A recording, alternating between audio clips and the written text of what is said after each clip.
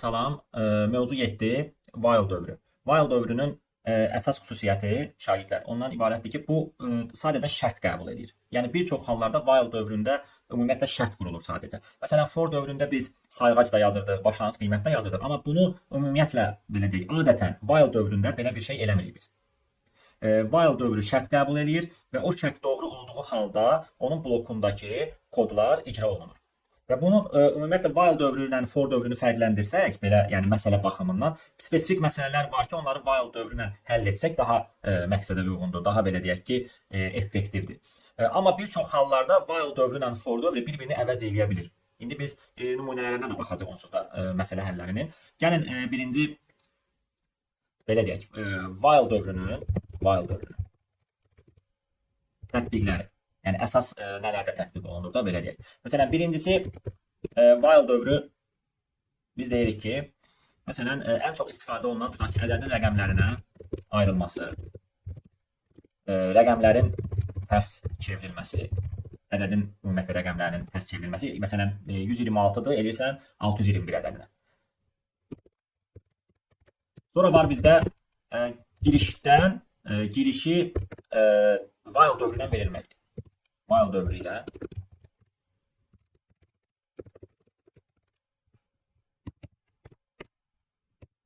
sonra buna bənzər, məsələn, girişdə hər hansı bir ədədə qədər oxumaq. Elə şərtdə olur. Məsələn, deyir ki, giriş verilir, 0 gələndə dayandır. Məsələn, sən giriş oxuyursan, 0-a çatanda sən dayandırasan. Yəni, bunları while dövründən eləmək daha effektivdir. Buna faylın sonuna qədər oxumaq deyirlər. Yəni, faylın sonuna qədər giriş vermək də adlandırırlar bunu. Qaldı ki, məsələn, digər tətbiqləri, məsələn, biz for dövründə nələrsə eləyirdiksə, onu əslində while dövründə də eləyə bilirik, bir çox hallarda. Sadəcə for dövrünün strukturunda başladığın şərt və addımlarının sayını bir arada qeyd edə bilirsən deyə, ona görə onun tətbiq olunduğu məsələlər daha belə deyək də rahat olur ki, for dövrünün başlanğıcı qurulur orada, şərti də qurulur, sayğacı da. Amma while dövründə belə deyil. Məsələn, while dövründə biz sadə bir nümunə göstərsək, tutaq ki, biz for dövrü ilə 1-dən 10-a qədər sayırıq. 1-dən 10-a qədər gəldik, i-ni çıxışa verdik. 1-dən 10-a qədər ədədlər çıxışa verildi. İndi eyni prosesi while dövründən necə edə bilərik? Baxın, mən bunu saxlayıram for dövrünü. Bunu çevirəcəm while dövrünə. Gəlin baxaq necə. Sintaksi while'dır bunu. Şərt nədir bizdə? Şərt budur. Mən bu eyni şərti gəlib köçürürəm bura. While x bərabərsə 10-dan, ümumiyyətlə dövrlər şərtlərə bağlı olaraq işləyir. Yəni while dövrü də onlardan biridir. Bu şərt ödəndikcə biz nə etməliydik? Çıxışa bunu verməliydik. Gəldik bunu verdik çıxışa. Amma gördüyünüz kimi burada biz başlanğıc hissəni verməmişik, sayğacı da verməmişik. İndi gəlirik həmin hissələri düzəltməyə. Biz buradakı dəyişəni necə ki birbaşa təyin eləmişdiksə, while-dan öncə bunu sən eləyə bilərsən. I bərabərdir 1-ə və x bərabərdir 10. Sayğac hissəsi əslində nə vaxt işə düşürdü? Bu çıxışa verilirdi ilk dəfə. Sonra qayıdırdı, sayğacı dəyişib gəlirdi. Düzdür? Onda biz çıxışa verdikdən sonra sayğacı işə sala bilərikmi bu formada? Evet. Bunu bu istəyirsənsə bunu da bir dənə endline qoyaq bunların arasında. Görəcəksiniz ki, bax bu çıxışa verəcək 1-dən 10-a qədər ədədləri eyni şəkildə kod buradan başlayıb yenə də 1-dən 10-a qədər ədədləri çıxışa verəcək. Run eləyək. İndi buradan belə çıxır ki, biz belə while dövrü ilə yazdığımız indiki məsələn kodda biraz daha belə mürəkkəb görünən tərəflər var. Biraz qarışıqdır. Mən bunu öncədən təyin eləməliyəm. Burada sayğac işə salmalıyam. Ona görə də bu tip məsələlərdə biz for dövrünə üstünlük veririk. Amma qeyd elədiyimiz, məsələn, ədədin rəqəmlərinin ayrılması, məsələn, əbobu hesablamaq, iterativ qaydadan əbobun hesablanması, bunları while dövrü ilə həll etmək daha effektivdir, nəinki for dövrü ilə. Çünki orada elə hissələr var ki, məsələn, biz ya for dövründə boş saxlamalıyıq onu ki, bu hissə mənə lazım deyil. Yəni, for dövründə 3 dənə hissə var, hansısa hissəni yazmaya bilərsən. Amma sonradan özün o sayğacı qurmalısan, yəni içəridə, daxildə. Necə ki, biz burada ancaq şərti göstərmişik. Burada sayğacı çıxışa verdikdən sonra yazmışıq. Amma elə də mürəkkəb deyil, yəni bu da sadə bir yazılışdır. Yəni istifadə elədikcə siz özünüz əslində məsələlərə baxanda bilirsiniz ki, ora while dövrünü yazmaq daha yaxşı olar, yoxsa for dövrünü. Siz özünüz onu seçim eləyə bilirsiniz. O çətin bir proses deyil.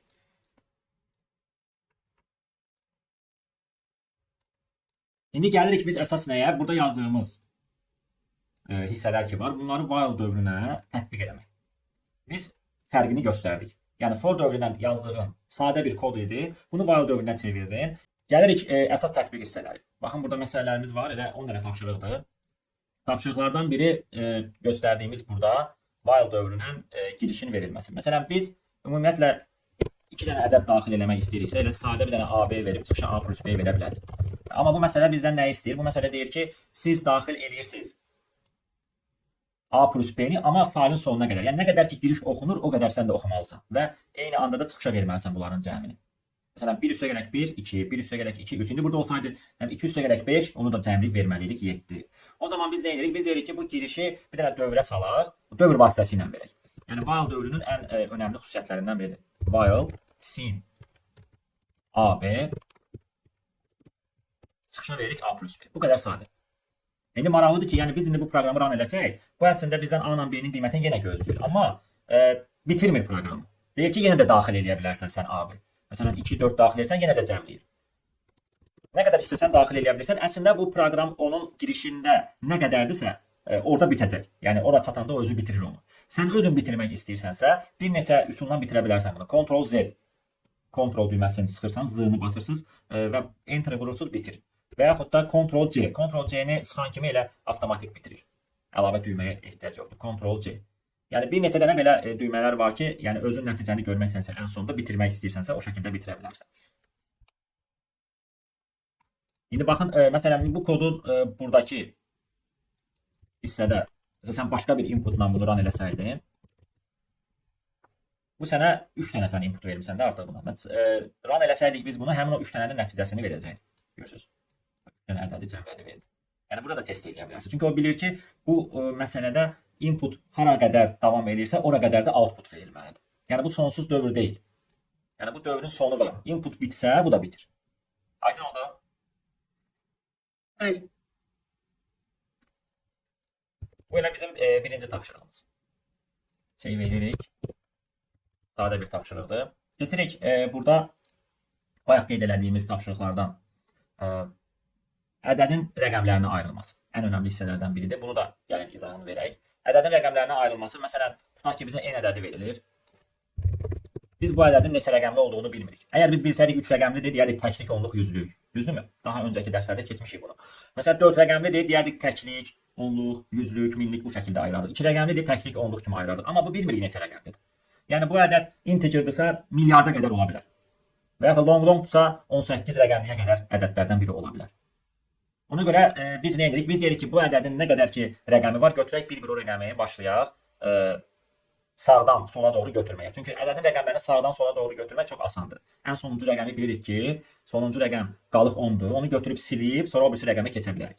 Bunun üçün biz nə edirik? Bir dənə burada qarşısında nümunə yazıram. Məsələn, n olsun 5623.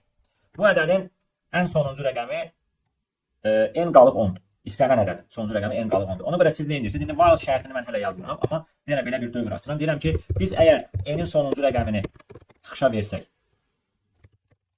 ondan sonra n-i 10-a bölsək, o sonuncu rəqəmi siləcəkmi? Saxlayacaq 562. Doğrudur? Tamdan bölürük axı biz. Bunu çıxışa verdik. Sonra n-i 10-a böldük ki, bunu ləğv elə, bizdə qalsın 562. Sonra nə edəcək? Bu 2-ni çıxışa verəcək. Sonra 56 saxlayacaq, silib. Sonra 6-nı çıxışa verəcək, 5 saxlayacaq. Sonra da 5-i çıxışa verəndən sonra ona bölür. Ədəd nə qalır ən sonda? 5. Ən sonda. 5-dən də sonra.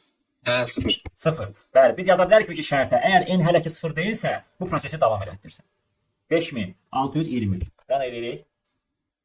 5623 və sağdan sola doğru rəqəmləri 3, 2, 6, 5. Baxın 3, 2, 6, 5 şəklində görürük. Yəni bu şərti mütləq verməliyik. While dövrü nə vaxtsa bitməlidir. Yəni bu bizim şərtimizdir. Ədəd mənfi olsaydı, biz onu absolutuna çeviririk. İki rəqəmləri müsbət olaraq versin bizə. Yəni mənfi 5623. Mən bunu if-lə yazmaq olardı. If-lə də yaza bilərsiniz. Mənfidirsə müsbətə çevirsin, yoxsa necə? Yox, ümumiyyətlə while dövrünü bir şey. Yox, if for dövrü yazıram, ikisini bir yerdə.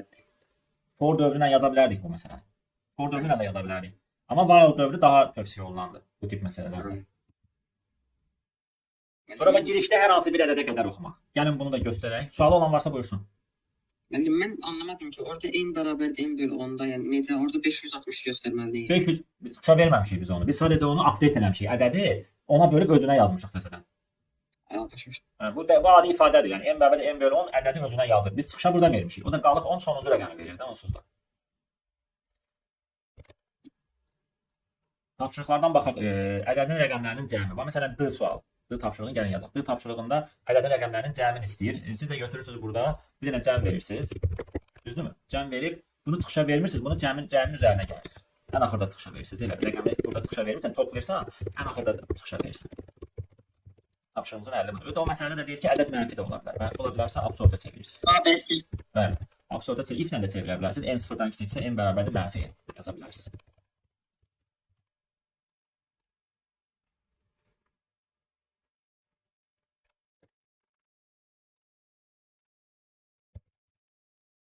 Tapşırığı bir dənə də bu while-la oxuduğumuz hissə var idi. While-la giriş verirsən. Məsələn deyirsən ki, int n bunu bayaq dedik də, yəni oxuyursan while-la, amma sən bunu hansısa şərtə görə dayandırırsan.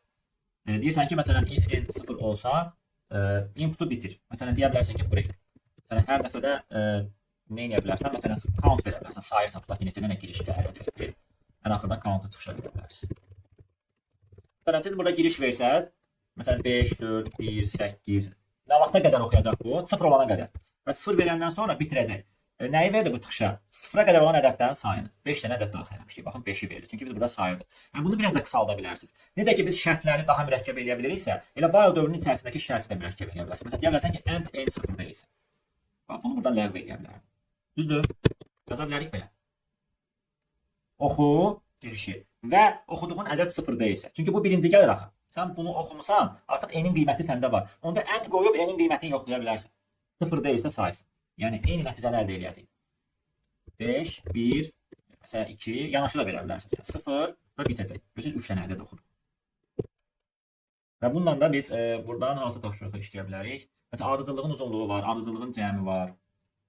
Məsələn, burada deyir ki, girişi oxuyursan 0 olana qədər və ədədlərin sayını verirsən. Elə budur da məsələn. Sayın istəyir də burada. Bəli, sayın istəyir. İyi məsələsi. Və while dövrü daha da çox tətbiqlərini irəli mövzularda biləcəksiniz. İkinci fəsil olsun, üçüncü fəsil olsun. Yəni yenə də biz while dövrünü istifadə edəcəyik. Necə ki for dövrüdür istifadə edirik. While dövründə o şəkildə istifadə edəcəyik. Bir dənə burada bir hissə qaldı son olaraq. Do while dövrü. Do while dövrünün while-dan fərqi odur ki, ilk dəfə şərti yoxlamadan icra edir. Yəni şərti biz soruya yazmışıq deyə. Do icra elə, sonra şərti yoxla. Bu da gəlir məsələn i-nin qiyməti 6-dır. 6-nı çıxışa verir. Əslində bu şərti ödəmir. Çünki şərtə sonra baxandan sonra görür ki, şərt ödəmir, dayandırır. Amma 6-nı çıxışa verir. Çünki birinci do əmri gəlib. Bu da çox az hallarda istifadə olunan bir dövrdür. Daha irəlidə bunu görəcəksiniz ki, bəzi məsələlər olur ki, biz ilk dəfə şərtə baxmadan ilk anda onu yerinə yetirmək istəyirik. Sonradan başlayırıq şərti yoxlamağa. Yəni məsələn sənə icazə verir ki, ilk dəfə bunu yerinə yetir, sonra şərti yoxlayarsan. O məsələ bizdən o şəkildə tələb olunursa və ya da həlli gəlir həmin hissəyə çıxırsa ki, biz şərti ilk dəfə yoxlamamalıyıq. Onda do while-dan istifadə edə bilərsiniz. Mövzumuz bu qədər.